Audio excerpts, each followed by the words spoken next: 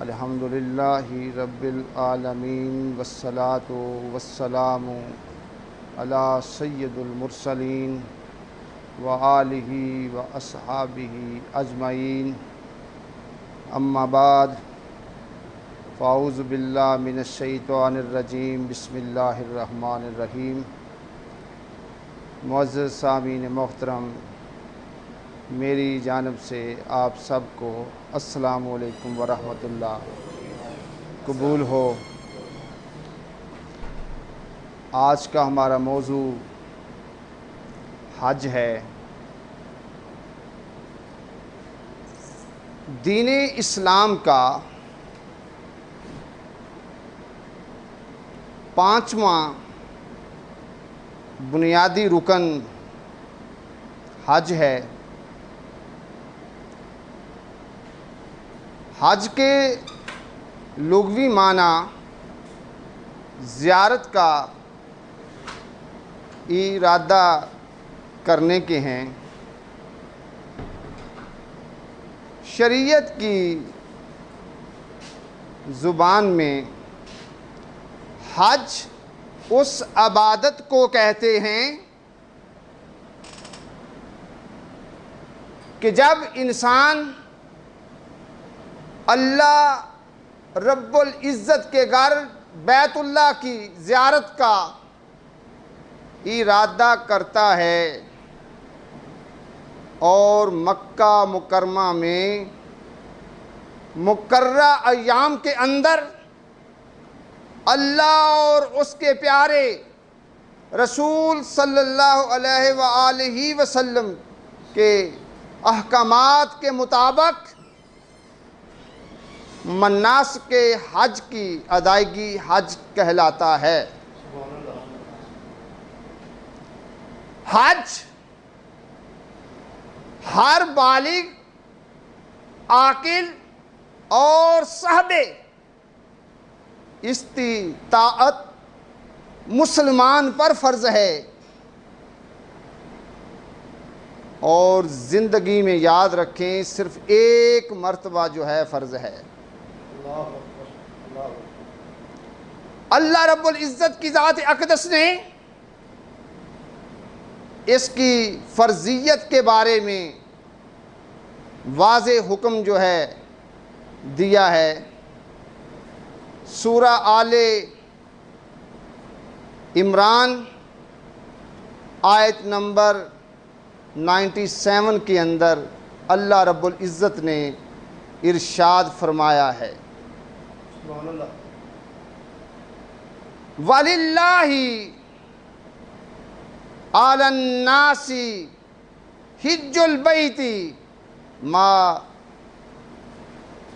اسْتَطَاعَ إِلَيْهِ سَبِيلًا، اور لوگوں پر اللہ کے لیے بیت اللہ کا حج ہے جو اس راستے میں آنے کی قدرت رکھتا ہے۔ اور پاک نبی صلی اللہ علیہ وآلہ وسلم نے اپنے فرمان کے ذریعہ سے اس کی فرضیت کے بارے میں بتایا ہے۔ مسلم شریف کی حدیث پاک ہے، آقا صلی اللہ علیہ وآلہ وسلم ارشاد فرماتے ہیں، اے لوگو، تم پر حج فرض کیا گیا ہے، پس تم ضرور حج کرو۔ اس کی فرضیت اللہ کے فرمان سے بھی ثابت ہے اور نبی پاک صلی اللہ علیہ وآلہ وسلم کے فرمان سے بھی ثابت ہے،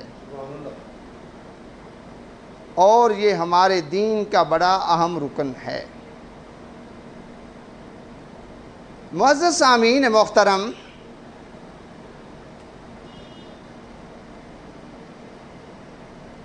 اللہ کے پیارے رسول صلی اللہ علیہ وآلہ وسلم سے حج کے آپ صلی اللہ علیہ وآلہ وسلم کی ذات اقدس سے افضل اعمال کے بارے میں پوچھا گیا تو پاک نبی صلی اللہ علیہ وآلہ وسلم نے ارشاد فرمایا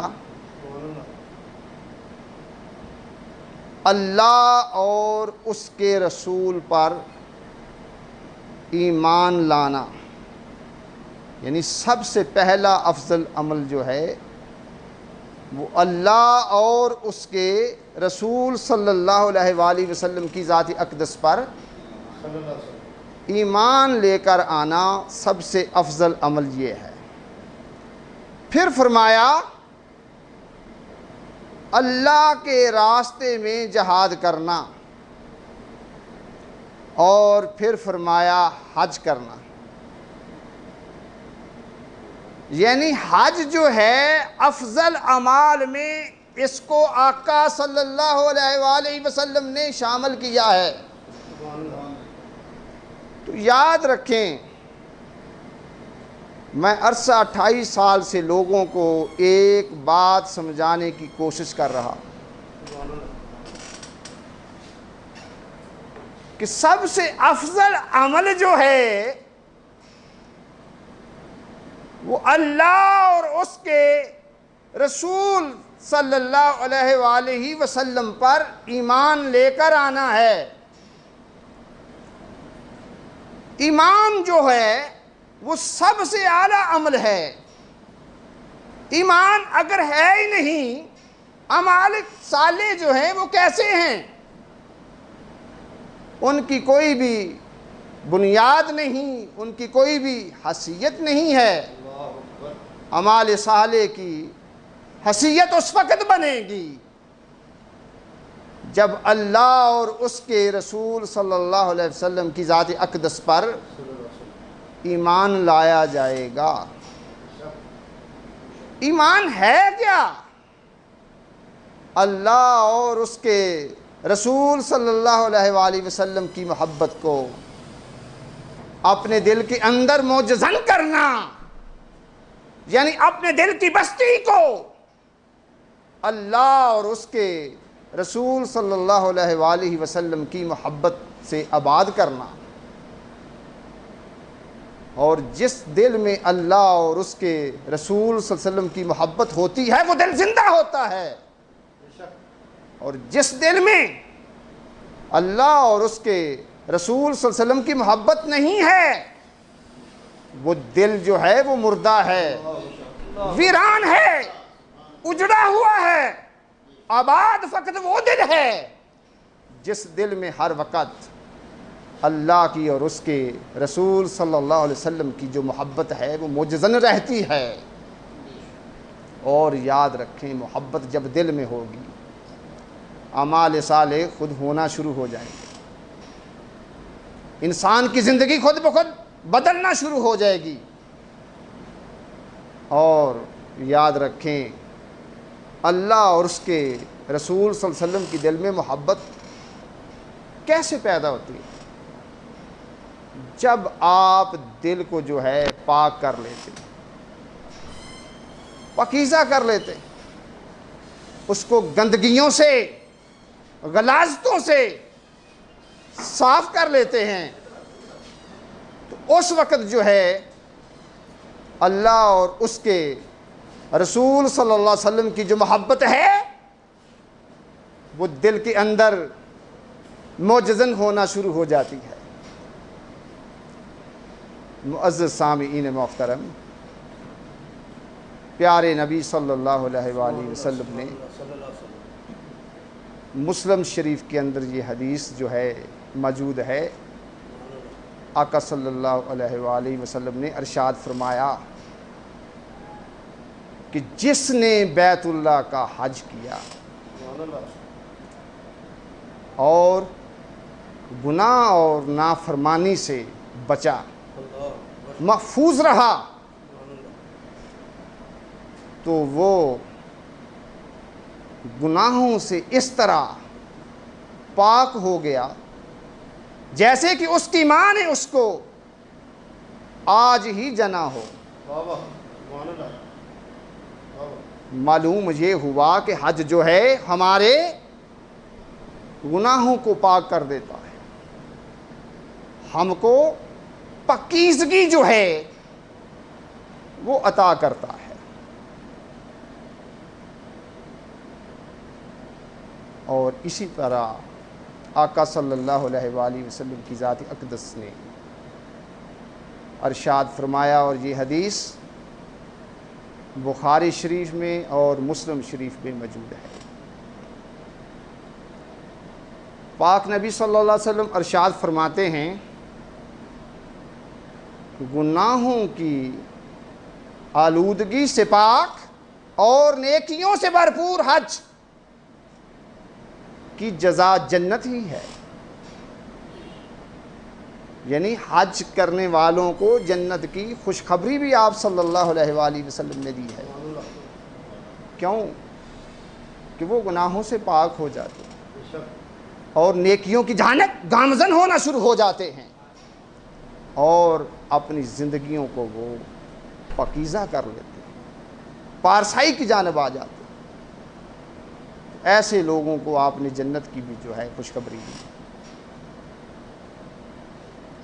اور حج میں سستی کرنے والوں کے بارے میں بھی آپ صلی اللہ علیہ وآلہ وسلم نے ارشاد فرمایا، مسند احمد کے اندر حدیث موجود ہے۔ آقا صلی اللہ علیہ وآلہ وسلم ارشاد فرماتے ہیں، جو شخص حج نہیں کرتا اسے کسی ضروری کام نے اور کسی بیماری نے اور کسی ظالم حکمران نے روک نہ رکھا ہو، چاہے وہ یہودی ہو کر مرے یا نصرانی ہو کر۔ تو اس تاکیدی حکم کے باوجود بھی اگر لوگوں میں حج کا شوق پیدا نہیں ہوتا تو وہ پھر اپنے ایمان کی خیر منائیں۔ جو صاحب قدرت لوگ ہیں، صاحب قدرت وہ لوگ ہیں کہ جن کے پاس صحت بھی ہے، زیادہ راہ بھی ہے، یعنی سفر کا سامان بھی ہے، خرچہ بھی ہے اور سفر کی سہولت بھی ہے، اس کے باوجود بھی وہ حج کا شوق نہیں رکھتے، تو وہ پھر اپنی عاقبت سے ڈریں۔ معزز سامعین محترم، شریعت اسلامیہ جو ہے یہ دین اور دنیا دونوں کی جامع ہے۔ اس کا ہر ایک جو حکم ہے وہ اپنے اندر حکمتوں سے معمور ہے، بھرا ہوا ہے۔ حج کا سالانہ اجتماع مسلمانوں کو ایک مرکز پر جمع کرنے کا ذریعہ ہے۔ جب مختلف بولیاں بولنے والے، مختلف رنگ و نسل کے لوگ، مختلف قومیت رکھنے والے، مختلف وطنیت رکھنے والے، مختلف تہذیب رکھنے والے، مختلف تمدن رکھنے والے اور مختلف معاشرت رکھنے والے لوگ جب جمع ہوتے ہیں لاکھوں کی تعداد میں،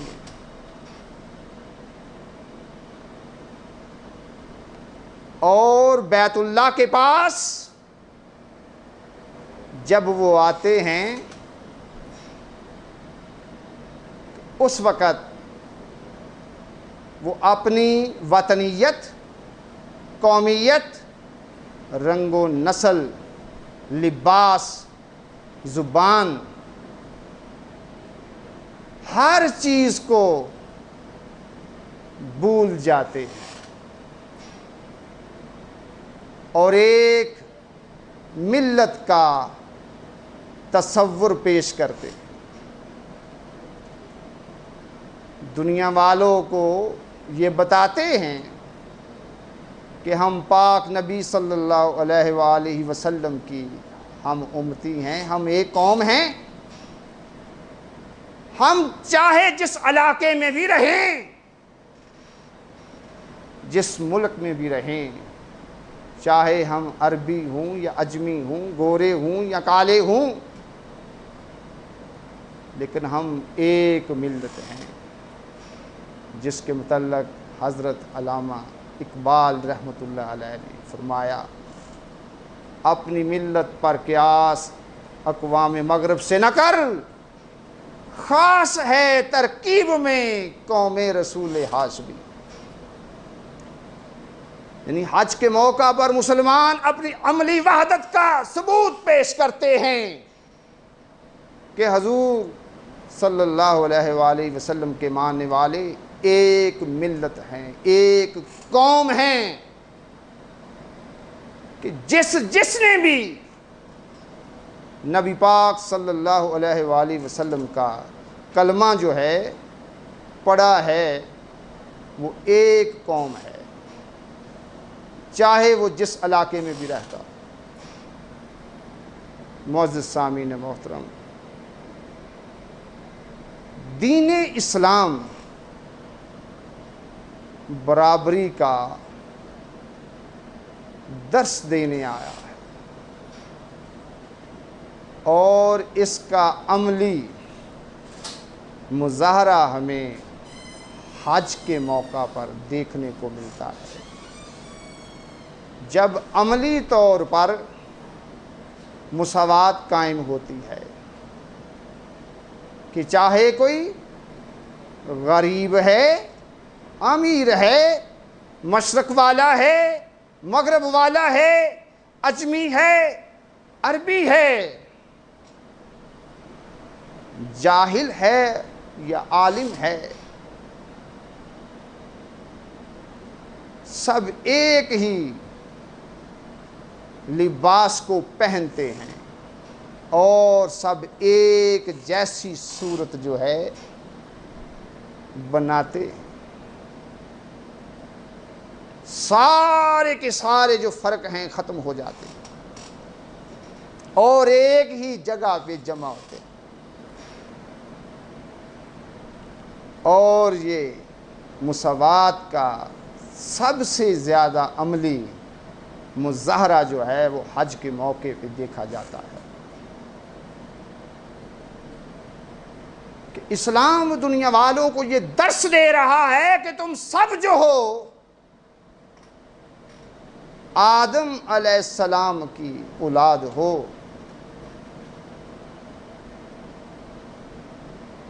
اور جب یہ سب لوگ ایک جگہ جمع ہوتے ہیں، خدا کی قسم وہ بڑا حسین منظر ہوتا ہے، بڑا خوبصورت منظر ہوتا ہے۔